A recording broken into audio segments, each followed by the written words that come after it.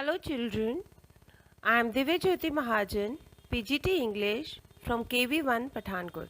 Today I am going to discuss a second lesson of your flamingos, that is Lost Spring, written by Anise Jung.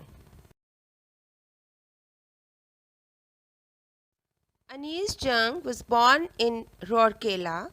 She spent her childhood and adolescence in Hyderabad and received her education in Hyderabad.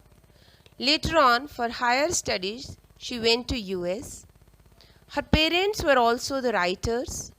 She began her career as a writer in India. She has worked as an editor of Youth Times and columnist of major newspapers in India and abroad.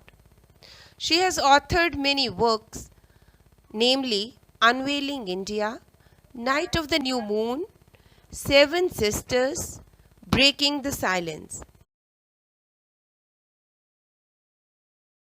This lesson is an excerpt from her book titled Lost Springs, Stories of Stolen Childhood. She analyzes the grinding poverty and traditions which condemn the poor children to a life of exploitation. The theme is mainly the plight of street children who are forced into labor early in life and denied opportunity of schooling. The sub-theme is the callousness of society and the political class to the sufferings of the poor.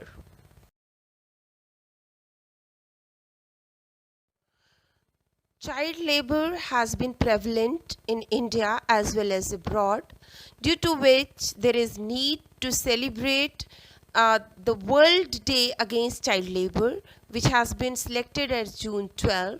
You can see the child labor we see in various places like dhabas, factories, as rag pickers. They are working in hazardous jobs. Various types of child labor you can see in these three pictures.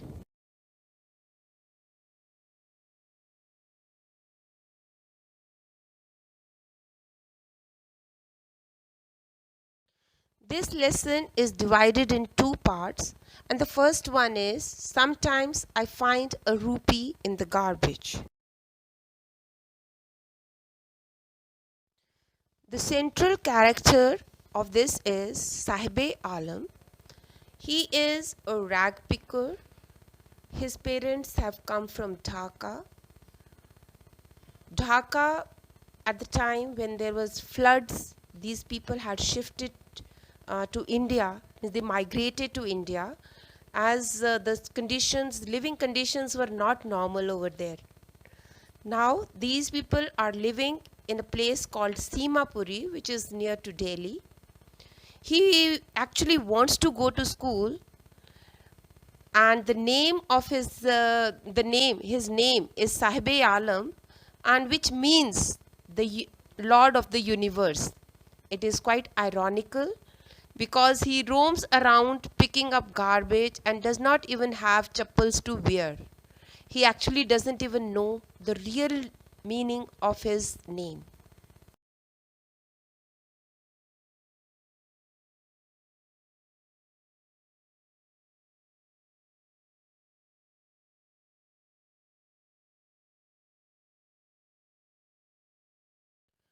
Simapuri, where these people from Dhaka are living, is a place at the periphery, means the boundaries of Delhi, which is miles away actually from Delhi.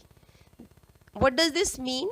This actually means that whatever the Delhi is enjoying, the facilities, the civic amenities and all, this Simapuri is far away from there. Simapuri is geographically close to Delhi, but its traditions, standards of life and people are far away from Delhi. Simapuri was deserted area when the Bangladeshis arrived here 3 decades ago, and they were forced to come due to the natural disaster which you have just viewed in a picture which I showed you earlier. So they liked the place since they could survive here. They have food and shelter here. They live in structures of mud with the roofs of tin and terraplane, devoid of sewage, drainage, or running water. They do not have any permits, but they do have the ration cards. How they have been provided these ration cards? It is a stunt of politicians, you can say, or they might be acting as a vote bank for them. So it can be anything. Food is more important for survival than identity. So for them to have a ration card is more important than to have an Aadhaar card. Here the children become the partners in survival because they contribute towards the earnings of their families.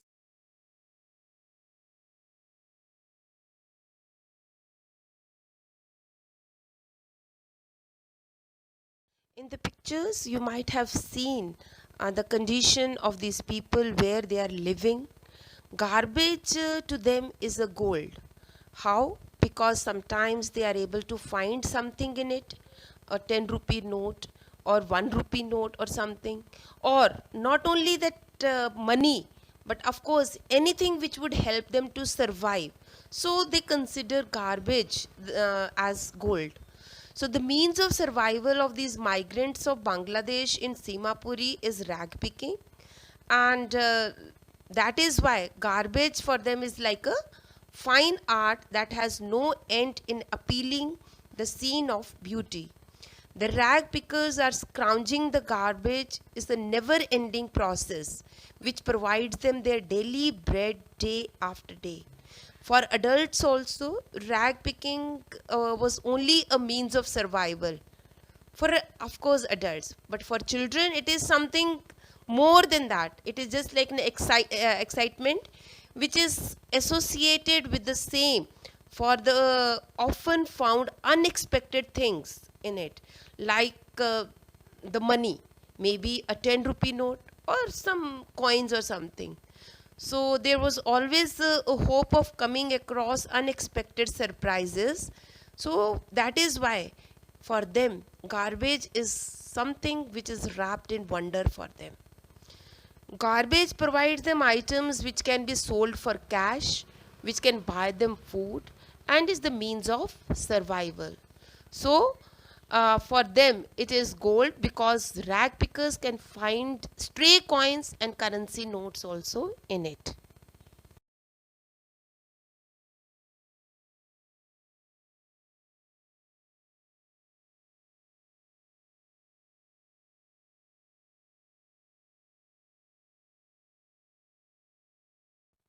In the lesson, when the writer asks the children why they don't wear footwears, the children have given their own reasons behind it.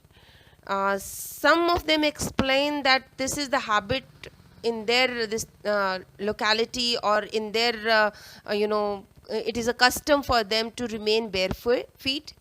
One of the child said that he cannot afford them. Clear. And basically the reason is this only: they just cannot afford to wear these shoes. One of them also said that their mother had forgotten to bring them from Bangladesh when they migrated here.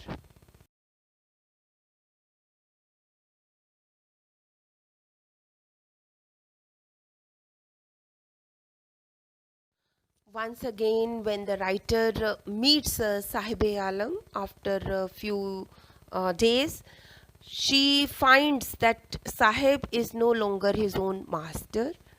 Uh, Once, the writer also asked Sahib, why doesn't he go to school? And he says that he couldn't go to school because there is no school. And hypothetically, when the writer said that she will, if she provides a school over there, is he willing to go? Of course, he was very happy that that would be there. But then immediately writer realized that these were just useless and futile promises which she has been making, and she felt embarrassed also when the next time Sahib asked her if the school was ready. Later on, now the Sahib is no longer his master. because he started working in the tea stall. He is paid rupees 800. He is also given the meals for morning, evening, but then he is not free. His freedom has been snatched away.